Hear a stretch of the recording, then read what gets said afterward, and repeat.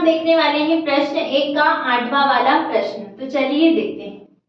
तो हमें क्या व्यंजक दिया गया है, a की घात 4 प्लस 2 a की घात 2 b की घात 2 प्लस b की घात 4। कुछ इस प्रकार से जो हमें व्यंजक दिया गया है, इसमें भी हमें सर्व समीकरणों का ही उपयोग करना है।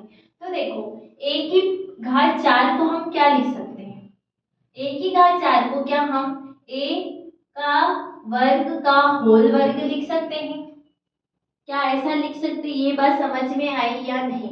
देखो, यदि मैं इसको करूं तो देखो, ए स्क्वायर मतलब a गुणा में a, ठीक है, फिर इसका भी होल स्क्वायर है, तो मतलब a गुणा में a गुणा में a गुणा में a, तो कितने हो गए ये a4, मतलब a की घात 4।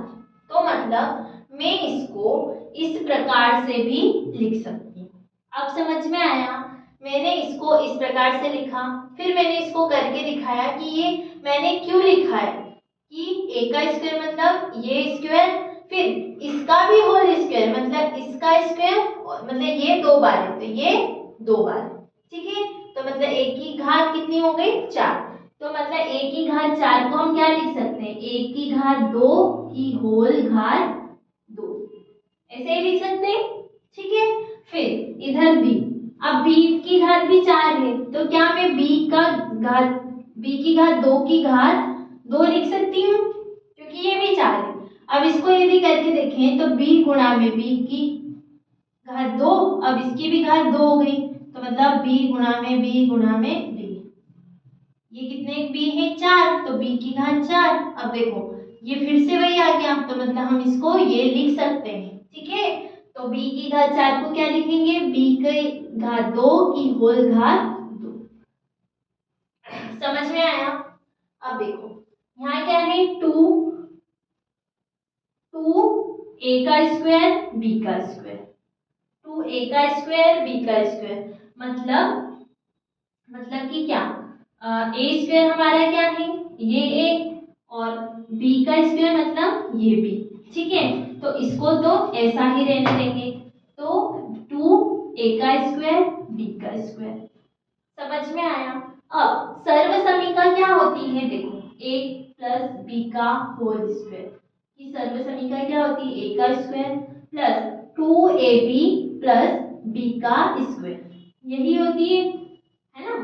अब ये जो सर्व समीकरण से इस वाली जो समीकरण हमारी है उसकी तुलना करें यदि, तो देखो a का स्क्वायर मतलब a का स्क्वायर तो है, अब उसका होल स्क्वायर है, मतलब जो a है हमारा वो a स्क्वायर होगा, a स्क्वायर क्या होगा हमारा a स्क्वायर है ना।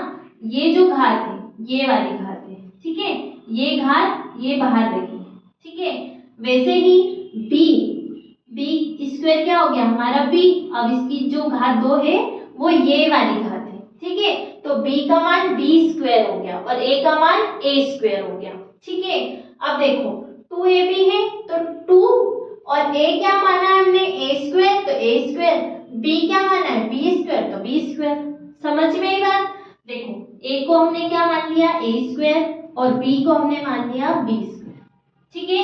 इस वाली सर्व समीकरण से जब तुलना करें तो a का स्क्वायर, देखो a क्या है हमारा a का स्क्वायर प्लस 2ab मतलब 2, a स्क्वायर मतलब हमारा जो a का मान था, b स्क्वायर मतलब जो हमारा b का मान था, और ये हमारा b का मान है, b का स्क्वायर मतलब b स्क्वायर का होल स्क्वायर है ना, ये हमारा b का मान है।